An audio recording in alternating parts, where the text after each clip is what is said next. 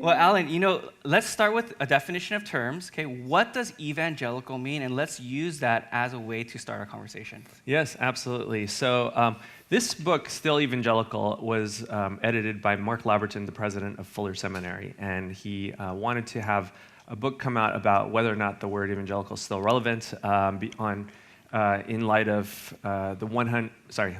the first year anniversary of President Trump being installed into office, and the fact that the word evangelical has morphed in so many ways and been politicized. So evangelicalism is a term which is not found in the Bible, but it's similar to Trinity, so it's still relevant, right? Really? But it is a way to sort of encapsulate what we believe in.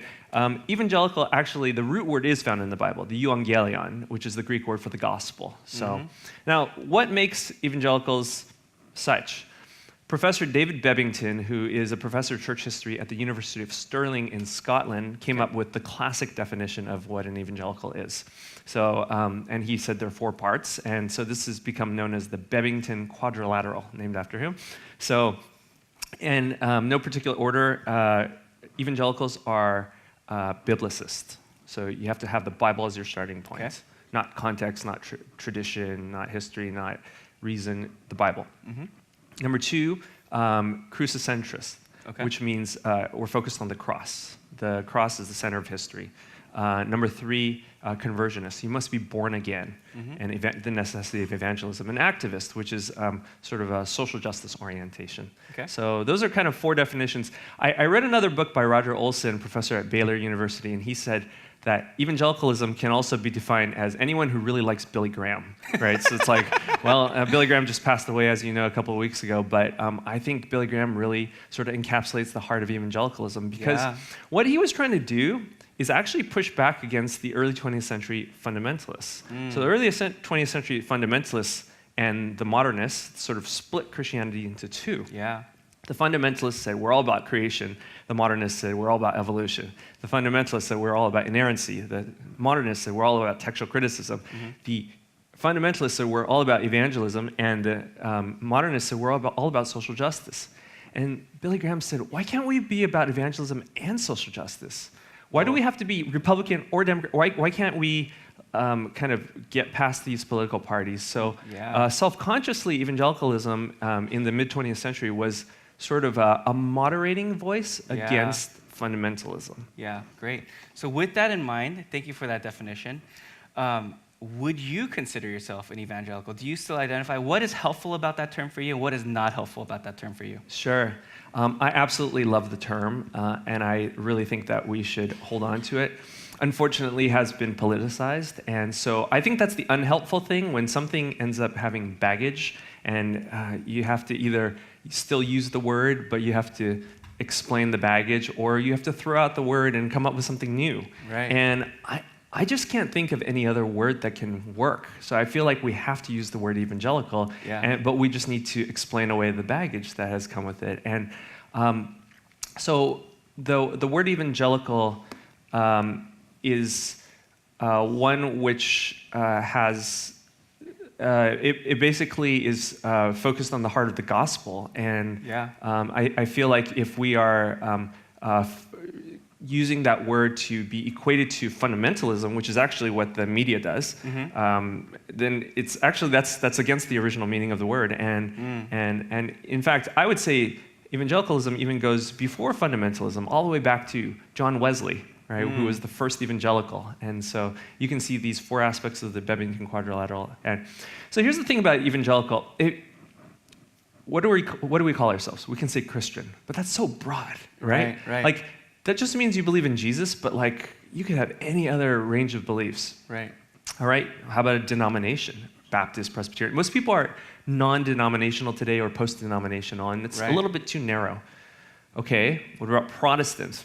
I think that's okay. I think that would be more preferable, but it's sort of implying that you're protesting against something, against Catholics. And I don't really want to be known for what I'm against, right? Yeah. Dr. Corey always says we need to be more known for what we're for. Yeah, that's good. And so I like evangelical.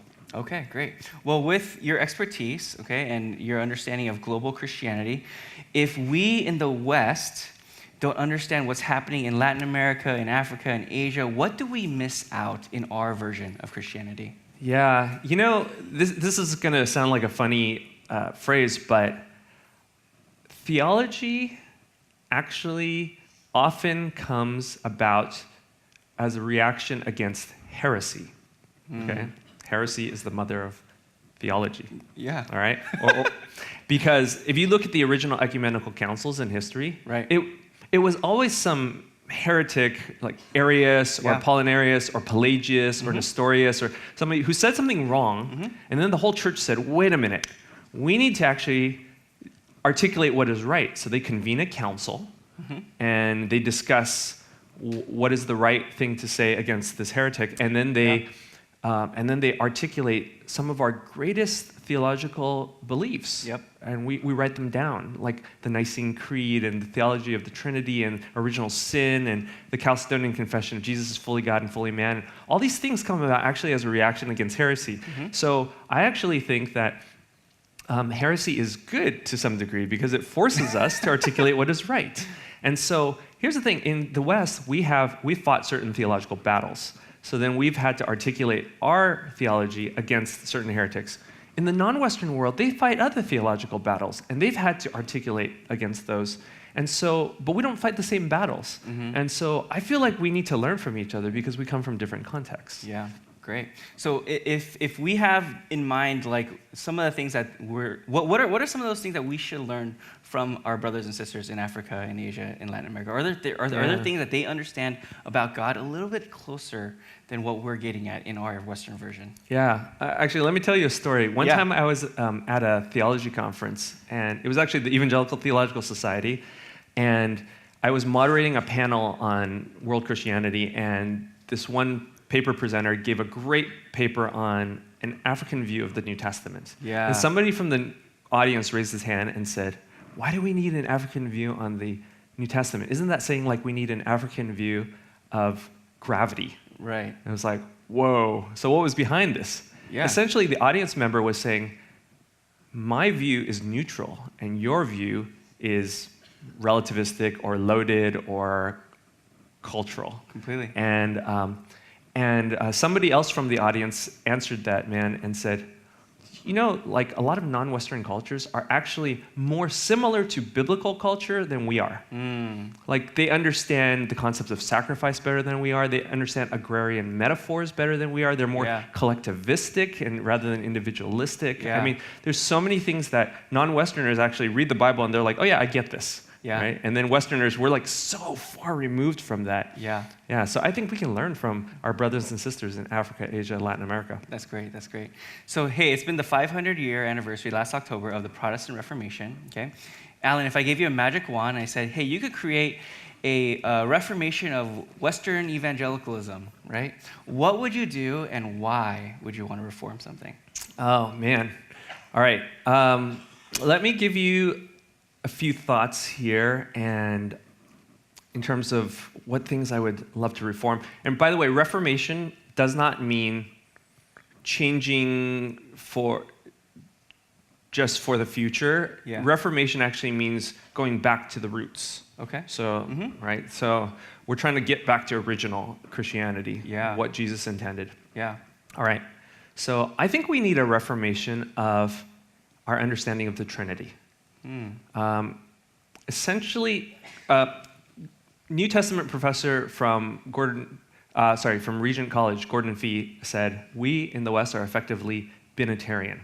Right? We have a great theology of God the Father. We have an amazing Christology. We have a really bad theology of the Holy Spirit. And Jesus said, that's the person of the Trinity who's going to be with you. He said, I'm leaving you. I'm sending the Holy Spirit, the Counselor, to be with you.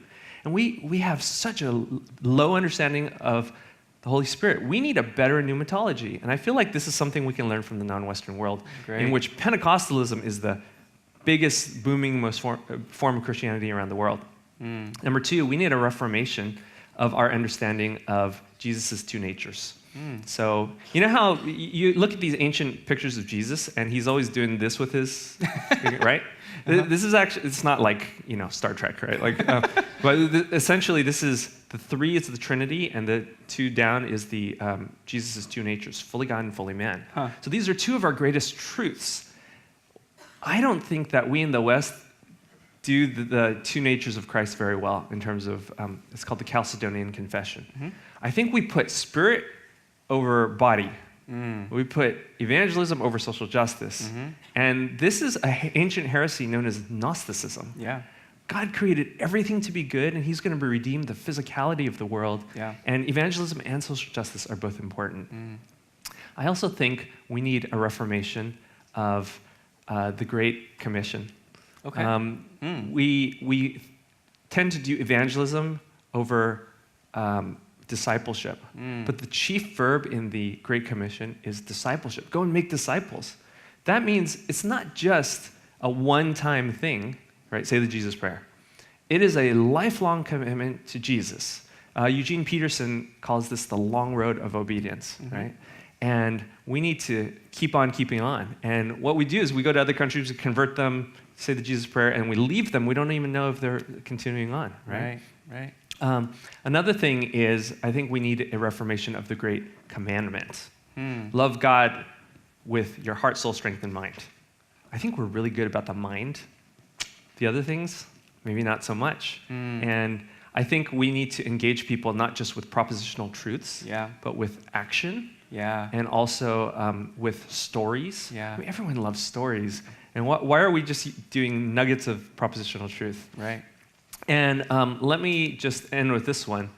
I feel like we are in the West, and I didn't make this one up, but I've heard this from a lot of people, that we are MTD, moralistic, therapeutic, deists. Right. We're not really Christians in the West sometimes. And MTD, moralistic, I feel like older Christians in America tend to be moralistic, right? Everything's just about morals. Right. And everything comes down to abortion and homosexuality and things like that. For the younger generation, I think the T is the problem, therapeutic, right? Christianity exists just to make me feel good, right? And then deism is where you feel like God is just removed. Right. And like you believe in him, but he's not really active in your life. And I feel like people from around the world really believe that God is active in everything.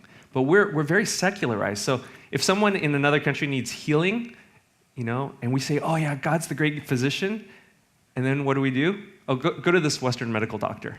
And they're like, what happened to your great physician? Why aren't you praying for me, for the, it's like, there's a separation of sacred and secular that we have. Great. Dr. Yeah, we're going to answer a few questions. All right, here we go. Here's our first question. What are some ways that as Western believers, we can put ourselves in the mindset of our African, Asian, and Latin American brothers and sisters to better understand the Bible? Great question. I think that when we encounter people from other continents and countries, that we would do well to listen first.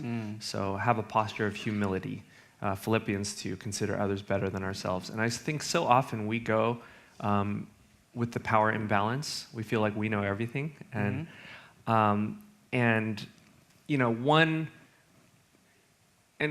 here's the thing. If we are Christians and we're talking to a non-Christian, yes, there's definitely something we have to contribute and to tell them about Jesus. But if the other person is a Christian as well, let's adopt a posture of humility and to be able to not think that we have all the answers Completely. at the beginning. Yeah. Completely. So.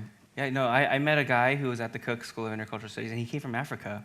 And I remember him telling me, he came to one of our worship chapels, and he was like, Mike, I want to tell you something. And I was like, what are you guys telling me? I lead all the worship teams here, right? So I was like, hey, you guys, as Westerners, you guys sing from your throats. But in Africa, we sing from our bodies. Oh. And it hit me like, oh my gosh, there's something about worship you get better than me. So I love that. Yes. Actually, let me tell you one story that will help illustrate this too. I went on a mission trip to Kenya one time, and I showed up at this church, and the pastor saw me and didn't hardly know anything about me. Knew that I was a guest, a foreigner. Yeah. And the first thing he said is, do you want to preach today? Right? It's like, whoa, that's really scary. So when you go to the mission field, always have a sermon in your back pocket, right? Yeah. But I realized that this is a value of hospitality that they have. Yeah. What do we do in the West? fiercely guard the pulpit at all costs Yeah. and never let anyone close to it unless you have multiple degrees in theology, right? That's right. And I'm like, what a difference. Why don't we invite the stranger, the foreigner, to have a word? That's good. That's good. Here's another question. What is the kind of views we should have about the Spirit, or how can we be more correct about it? Yeah, so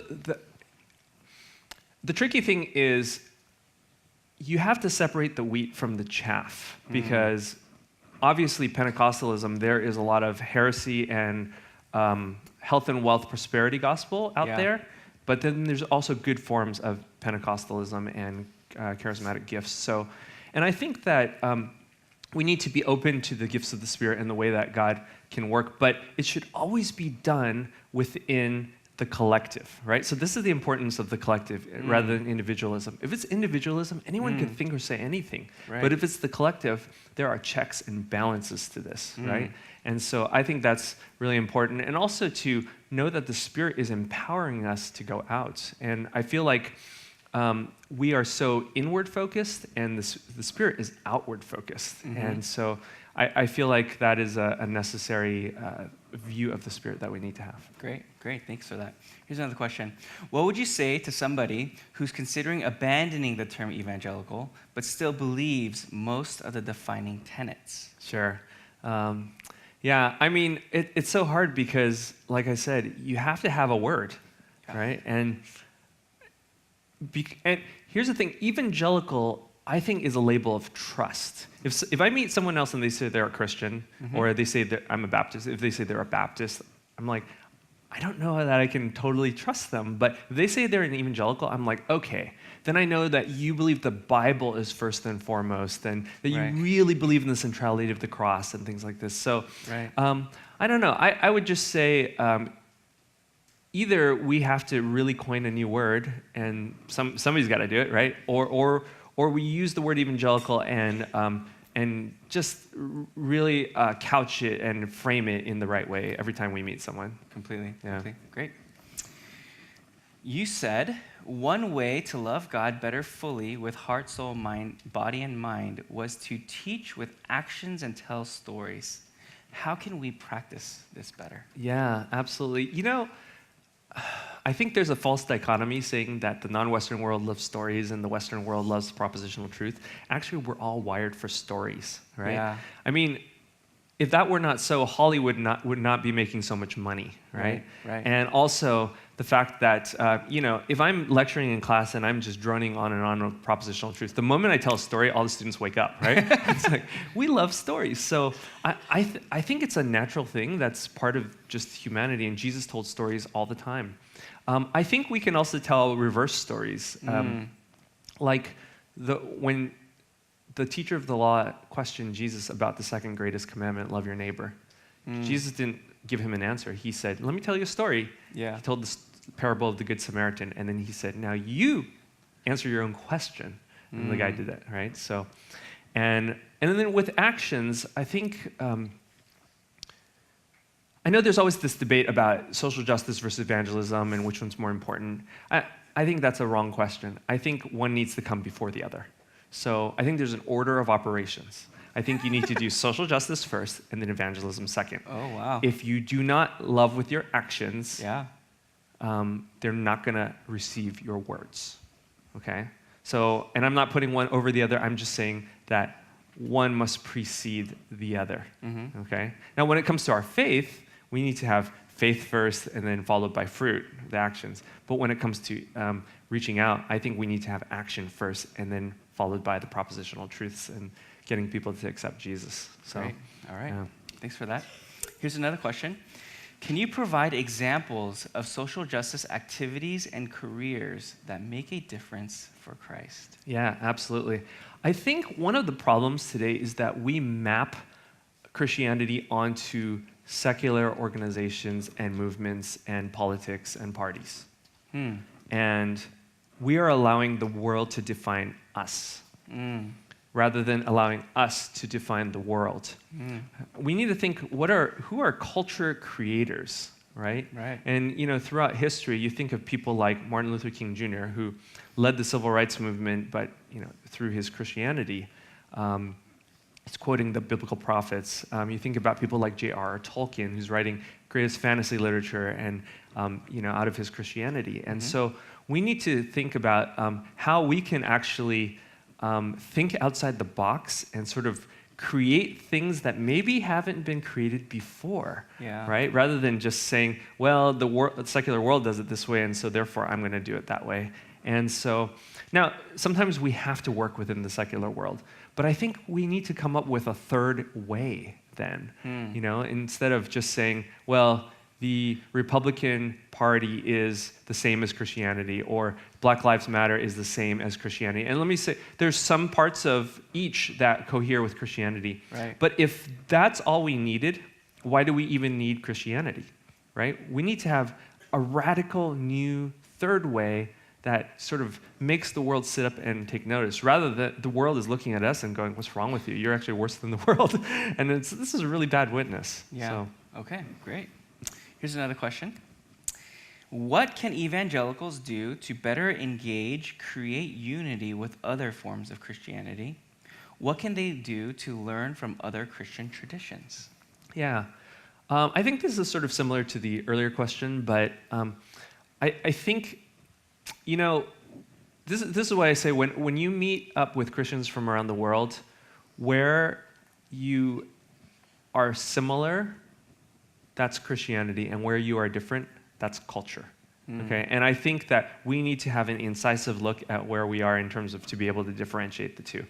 But I think that when we get together with other Christians from around the world, I think we need to just have an openness to their ways of worshiping, and maybe even try to incorporate that into our own styles of worshiping. And there's a great book that my wife and I have been reading called Sacred Pathways by Gary Thomas. And you know how there's Gary Chapman wrote the book, The 5 Love Languages, 5 ways you can love your significant other. And the Sacred Pathways is almost like the 8 love languages to God, right? So so some people are traditionalists, some people are intellectuals, some people are activists, some people are contemplative, some people are, there's sensates, and so there's different ways. And I feel like when we get together with other Christians from around the world, it's a buffet, and let's sample. Let's try different. If you're like, wow, I've never thought about worshiping in that way before, let's do that. Great, yeah. great. Here's another question. How do we monitor ourselves from becoming MTDs? Yeah. Moralistic, therapeutic deists. That's right. Well, these are 3 separate things, but often people do all of them. And I think, first of all, let's stop listening to tropes about Christianity that don't come from the Bible, right? And so, for example, people will quote Jeremiah, and for I know the plans I have for you, plans to prosper you and not to harm you, to give you a hope in a future. And people are like, that's God's plan for me. Yeah. And I'm like, well, read the passage. It's not about you, it's about Israel, right?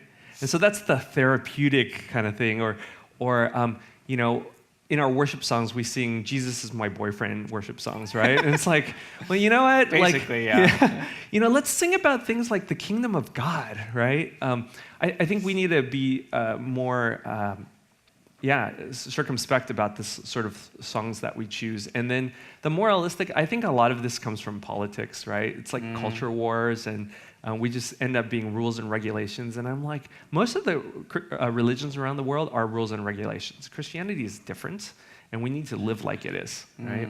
Wow. And then deism really trusts God for provision and miracles in all aspects of our life, because I just feel like we tend to pay lip service to him, and then we don't. So one of the beautiful things about being at Biola is integration, right? And I feel like at Biola, it's our second favorite word after Jesus, right? So integration, and that means that our Christian faith needs to be integrated into everything that we do, and I feel like we, the number one thing in university education today, it seems like that people want is ROI, return on investment. Right. And I'm like, don't we as Christians can't we trust God to provide for us, and then also to think that the kingdom of God is much more than return on investment, right? And so, but then we're so worried, and then we try to take control ourselves instead of letting God take control. Great. Here's another question. What are some practical steps you would want to see evangelicals taking in missions as a whole? As I said, discipleship is the chief verb of the Great Commission. And so, especially since most of the Christians around the world are, most of the Christians are in the non-Western world today. Mm-hmm. And so, if you go to another country and you want to do evangelism, Mm-hmm. it's like, well, they actually have more Christians than we do. And then they actually know their language and culture better than we do. Mm-hmm. So then, should we just call a moratorium on missions, right? No, because what we need to do is actually provide partnership.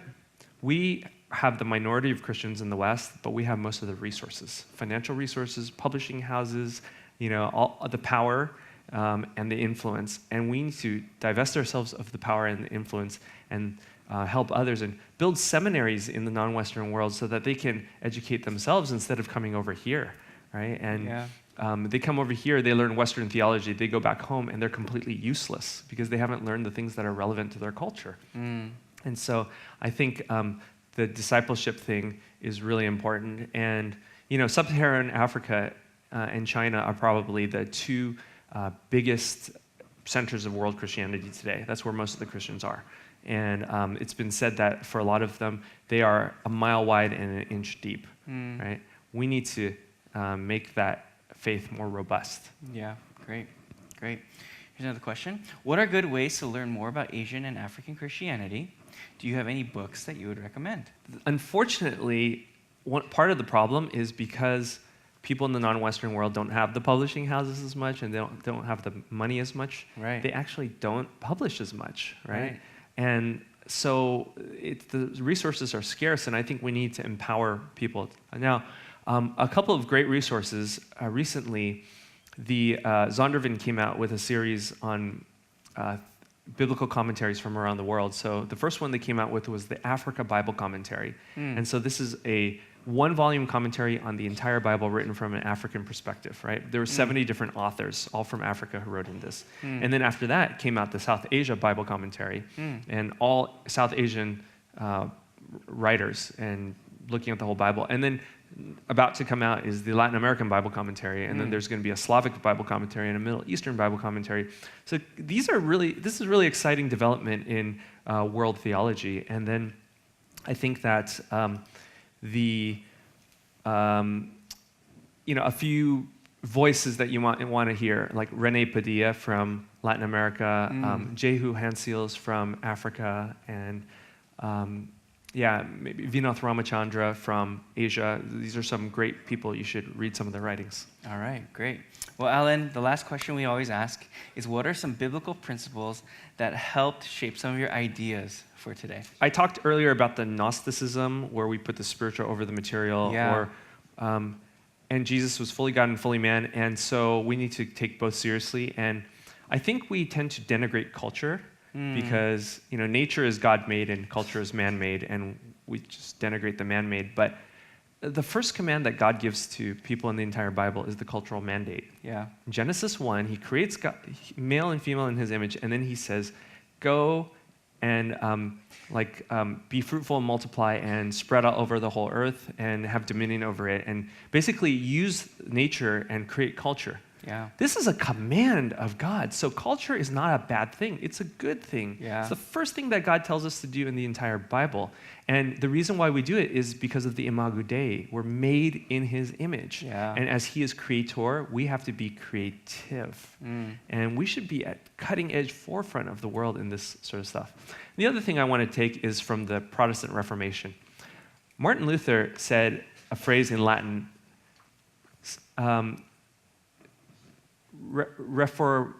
semper reformanda et reformata, I think it is. Oh, yeah. And he says we need to be always, so we need to be reformed and always reforming. You know what, I think I got the Latin wrong, but Okay. the English is correct. We need to be Reformata et semper reformanda. That's it. And reformed and always reforming. And I think we feel we're good about being reformed. We're like, oh, this 16th century Protestant Reformation, and we kind of. But you know what? History didn't stop there. It did not stop in 1517. Yeah, that's good. Right? And so we need to constantly be reforming. We need to constantly be doing course correction. Yeah, that's good. I heard a phrase, how often is a plane on the right course when it's flying to destination? Or how often is it wrong? 99% of the time it's wrong. It's always coming course correction.